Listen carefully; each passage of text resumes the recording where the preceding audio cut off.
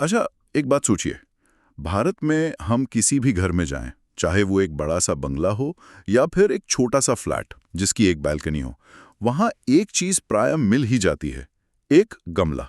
जिसमें तुलसी का पौधा लगा हो। हाँ, बिल्कुल। तुलसी का पौधा। रोज सुबह उसे जल चढ़ाया जाता है। शाम को दिया जलता है। और ये इतनी आम बात है कि हम शायद इस पर ध्यान भी नहीं देते। पर कभी ये ख्याल आता है कि इस एक पौधे को इतना सम्मान क्यों? ये सिर्फ एक पौधा क्यों नहीं है? हाँ, वही। इस साधारण सी क्रिया के पीछे इतना गहरा महत्व क्यों छिपा है? तो आज की हमारी बातचीत इसी सवाल की जड़ों तक जाएगी। हम इस परंपरा के पीछे छिपी एक बहुत ही नाटकीय पौराणिक कथा को समझने की कोशिश करेंगे। हम्म। हमारे पास जो स्रोत हैं वो हमें वृंदा नाम की एक स्त्री की कहानी बताता है। और ये कोई सीधी सादी कहानी नहीं है। इसमें भक्ति है, छल है, श्राप है। और पुनर्जन्म भी है। बिल्कुल। हमारा मकसद सिर्फ कहानी सुनाना नहीं है, बल्कि वृंदा, भगवान विष्णु और इस तुलसी के पौधे के बीच के इस जटिल रिश्ते को खोलना है। ये कहानी हमें त्याग और पवित्रता के बारे में तो सिखाती ही है, पर कुछ मुश्किल सवाल भी खड़े करती है। सही है। हम ये देखेंगे कि कैसे एक साधारण सा दिखने वाला पौधा अपने अंदर एक इतनी बड़ी कथा को समेटे हुए है। तो फिर चलिए इस कहानी के धागे खोलते हैं और देखते हैं कि ये हमें कहाँ ले जाती है। कहानी की शुरुआत होती है इसकी मुख्य पात्र वृंदा से। स्रोत बताता है कि वो एक बहुत ही पवित्र और पतिव्रता स्त्री थी। हाँ। लेकिन उसकी ये पवित्रता सिर्फ एक गुण नहीं थी, बल्कि उससे कहीं ज्यादा थी, है ना? हाँ, और यहीं पर कहानी का सबसे दिलचस्प पहलू सामने आता है, जिसे पतिव्रता शक्ति कहा गया है। पतिव्रता शक्ति। इसे समझना बहुत जरूरी है। देखिए, पौराणिक संदर्भ में पतिव्रता शक्ति सिर्फ पति के प्रति वफादारी नहीं है। ये एक तरह की तपस्या है, एक साधना। अच्छा। ये वो ऊर्जा है जो एक स्त्री अपने संकल्प और अपनी निष्ठा से उत्पन्न करती है। और ये ऊर्जा इतनी शक्तिशाली मानी गई है कि ये ब्रह्मांड के नियमों को भी चुनौती दे सकती थी। जैसे सावित्री की कहानी में हुआ था। बिल्कुल, जैसे उसने यमराज से अपने पति के प्राण वापस ले लिए थे। मतलब ये एक आध्यात्मिक कवच जैसा था। हाँ, एक कवच कह सकते हैं। वृंदा का ये कवच कोई बाहरी चीज नहीं थी, बल्कि उसकी अपनी ही संकल्प शक्ति का एक रूप था। और इसी शक्ति ने उसके पति जालंधर को अजेय बना दिया था। अजय। हाँ, जब तक वृंदा की ये पतिव्रता शक्ति अखंड थी, जालंधर को कोई भी, मतलब देवता भी, पराजित नहीं कर सकते थे। जालंधर। स्रोत इसके बारे में क्या बताता है? क्या वो स्वभाव से ही बुरा था या इस अजेय शक्ति ने उसे ऐसा बना दिया? ये एक बहुत अच्छा सवाल है। देखिए, कहानी के अनुसार जालंधर का जन्म भगवान शिव के क्रोध से हुआ था, तो उसमें एक स्वाभाविक शक्ति और अहंकार तो था ही। लेकिन वृंदा की पतिव्रता शक्ति ने उसे लगभग अमर बना दिया। अच्छा। अब सोचिए, जब आपको पता हो कि आपको कोई हरा नहीं सकता, तो सत्ता का नशा होना स्वाभाविक है। सही बात है। धीरे धीरे उसने तीनों लोकों में आतंक मचाना शुरू कर दिया। वो देवताओं के लिए एक ऐसा संकट बन गया जिसका कोई हल नहीं था। वो हर युद्ध में हार रहे थे। क्योंकि जालंधर का बाल भी बांका नहीं हो रहा था। बिल्कुल। और यहीं पर कहानी में भगवान विष्णु का प्रवेश होता है। हाँ, जब देवता हर तरफ से हार गए तो वे मदद के लिए विष्णु के पास पहुंचे। जाहिर है, देवताओं की रक्षा के लिए विष्णु को कुछ तो करना ही था। हाँ, और यहाँ विष्णु जी के सामने एक बहुत बड़ा धर्म संकट खड़ा हो गया। धर्म संकट। स्रोत हमें बताता है कि विष्णु जानते थे कि जालंधर को सीधे युद्ध में हराना नामुमकिन है। क्यों?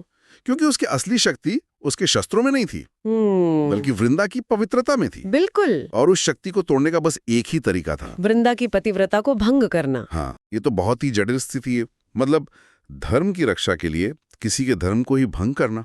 यही इस कहानी का केंद्रीय नैतिक सवाल है।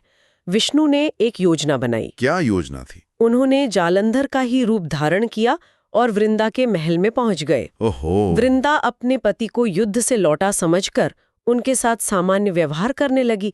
उसे इस छल का मतलब जरा भी अंदेशा नहीं हुआ। लेकिन क्या इसे सिर्फ छल कहना सही होगा, या धर्म की स्थापना के लिए इसे एक दिव्य लीला या जरूरी युक्ति माना जाना चाहिए? स्रोत इसे एक युक्ति के रूप में ही प्रस्तुत करता है, जिसका लक्ष्य बड़ा था, दुनिया को एक असुर से बचाना। लेकिन यहीं पर यह कहानी एक कथा न रहकर एक नैतिक पहेली बन जाती है कि क्या एक बड़ी भलाई के लिए किया गया छल छल नहीं रहता? सही कहा। यह सवाल कहानी के अंत तक हमारे साथ चलता है। उस एक पल में जैसे ही वृंदा की पतिव्रता भंग हुई, भले ही अनजाने में, युद्ध के मैदान में लड़ रहे जालंधर का आध्यात्मिक कवच टूट गया। बिल्कुल, टूटकर बिखर गया। और उसका असर तुरंत हुआ होगा। बिल्कुल तुरंत, पलक झपकते ही जालंधर की सारी शक्तियां खत्म हो गईं। वो अचानक कमजोर पड़ गया। हाँ, और देवताओं ने उसे आसानी से मार दिया। ये दिखाता है कि शक्ति का स्रोत कितना नाजुक था। वो भौतिक नहीं, बल्कि पूरी तरह से आध्यात्मिक और भावनात्मक था। जैसे ही वो नींव हिली, पूरी इमारत ढह गई। एकदम सही। ये तो वृंदा के लिए एक बहुत बड़ा आघात रहा होगा। जाहिर है। एक तरफ उसके पति की मृत्यु का समाचार, और दूसरी तरफ ये जानना कि उसके साथ इतना बड़ा धोखा हुआ है, वो भी स्वयं भगवान विष्णु के हाथों। उसकी प्रतिक्रिया दुख और क्रोध का एक विस्फोट था। जब उसे सच्चाई का पता चला तो वो पूरी तरह टूट गई। उसे इस बात पर यकीन नहीं हुआ कि धर्म की रक्षा के नाम पर स्वयं भगवान ने अधर्म का रास्ता चुना। और उसी पीड़ा में, उसी असहनीय पीड़ा और क्रोध में उसने भगवान विष्णु को श्राप दे दिया। एक साधारण स्त्री का भगवान को श्राप, ये अपने आप में एक बहुत बड़ी बात है। और यही वृंदा की भक्ति और उसकी पवित्रता की शक्ति को दिखाता है। उसका श्राप कोई साधारण श्राप नहीं था। बिल्कुल नहीं। उसमें उसकी तपस्या की सारी ऊर्जा थी। उसने विष्णु से कहा, जैसे तुमने छल से मेरे पति का हरण किया है, वैसे ही एक दिन तुम्हारी पत्नी का भी हरण होगा, और तुम भी उसी पीड़ा को महसूस करोगे। राम अवतार की तरफ इशारा। हाँ, और फिर कहा, और जैसे तुमने एक स्त्री के सतीत्व को भंग किया है, तुम पत्थर बन जाओगे। और इस श्राप का असर हुआ? तुरंत हुआ। भगवान विष्णु उसी क्षण पत्थर की एक शिला में बदल गए। अच्छा। इसी पत्थर को आज हम शालिग्राम के रूप में जानते हैं और उसकी पूजा की जाती है। तो शालिग्राम का सीधा संबंध इस कहानी से? हाँ, यह घटना इस बात का प्रमाण है कि भक्ति में इतनी ताकत हो सकती है कि वो एक देवता को भी अपने बंधन में बांध ले। फिर विष्णु मुक्त कैसे हुए? बाद में दूसरे देवताओं के अनुरोध पर वृंदा ने विष्णु को मुक्त तो कर दिया, लेकिन श्राप का प्रभाव बना रहा, जिसके कारण उन्हें राम अवतार में पत्नी वियोग सहना पड़ा। बिल्कुल। लेकिन इस श्राप का असर सिर्फ विष्णु पर नहीं हुआ होगा। वृंदा ने आगे क्या किया? श्राप देने के बाद वृंदा का जीवन एक तरह से समाप्त हो गया था। उसका पति जा चुका था, उसकी पवित्रता भंग हो चुकी थी। उसके लिए जीवन में कुछ नहीं बचा था। कुछ भी नहीं। स्रोत बताता है कि उसने एक चिता तैयार की और स्वयं को अग्नि में समर्पित कर दिया। वह स्वयं अग्नि में समा गई। यह सिर्फ एक आत्महत्या नहीं थी। नहीं, यह उसके त्याग और उसकी पवित्रता का अंतिम प्रतीक था। उसने अपने भौतिक शरीर को त्याग दिया। और यहीं से ये कहानी आज के हमारे जीवन से जुड़ती है। जहां वृंदा की राख गिरी, वहां से एक पौधा होगा। बिल्कुल सही। और वह पौधा और कोई नहीं बल्कि तुलसी का पौधा था। अच्छा। भगवान विष्णु ने श्राप से मुक्त होने के बाद वृंदा की पवित्रता और त्याग से प्रभावित होकर उसे वरदान दिया। क्या वरदान दिया? उन्होंने कहा कि वृंदा तुलसी के रूप में पुनर्जन्म लेगी और हमेशा उनके साथ रहेगी। इसलिए तुलसी को वृंदा स्वरूप माना जाता है। मतलब वो पौधा वृंदा का ही रूप है। हाँ, वे पौधा वृंदा की पवित्रता, उसके त्याग और उसकी अजय शक्ति का एक जीवंत प्रतीक बन गया। तो अगर हम अब पूरी कहानी को एक साथ जोड़कर देखें, इसका मतलब ये हुआ कि जब कोई व्यक्ति हर सुबह तुलसी के पौधे में जल चढ़ाता है, तो वो महज एक पौधे को पानी नहीं दे रहा है। नहीं, बिल्कुल नहीं। वो उस पूरी कहानी को, उस पूरे त्याग को, उस जटिल नैतिक दुविधा को याद कर रहा होता है। वो वृंदा की पवित्रता का सम्मान कर रहा होता है, उसके त्याग को नमन कर रहा होता है। और ये सिर्फ सम्मान करना नहीं है, ये हर रोज इस जटिल सवाल से जूझना भी है कि जब धर्म की रक्षा का सवाल हो तो क्या साधन मायने रखते हैं। और शायद इसीलिए तुलसी और शालिग्राम का विवाह भी एक महत्वपूर्ण अनुष्ठान है। आपने बिल्कुल सही पकड़ा। तुलसी शालिग्राम विवाह उस श्राप से शुरू हुए रिश्ते का एक खूबसूरत समाधान है। समाधान? हाँ, ये वृंदा और विष्णु के दिव्य मिलन का प्रतीक है।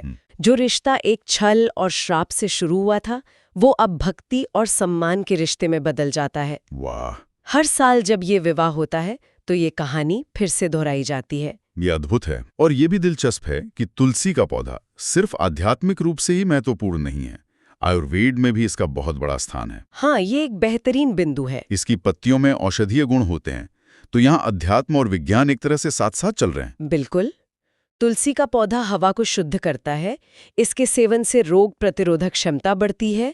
तो जब हमारे पूर्वजों ने इसे हर घर में लगाने की परंपरा शुरू की, तो इसके पीछे आध्यात्मिक कारण तो थे ही। साथ में स्वास्थ्य से जुड़े व्यवहारिक कारण भी थे। हाँ, ये हमारी संस्कृति की खूबसूरती है, जहाँ आस्था और तर्क अक्सर एक दूसरे का हाथ थामे चलते हैं। तो एक साधारण सा दिखने वाला दैनिक अनुष्ठान अपने भीतर भक्ति, छल, श्राप, त्याग, पुनर्जन्म और यहाँ तक कि विज्ञान की भी एक इतनी गहरी और जटिल कहानी समेटे हुए है। बिल्कुल। यह सिर्फ एक परंपरा नहीं, बल्कि एक पूरी पौराणिक गाथा का रोजाना स्मरण है। सही कहा।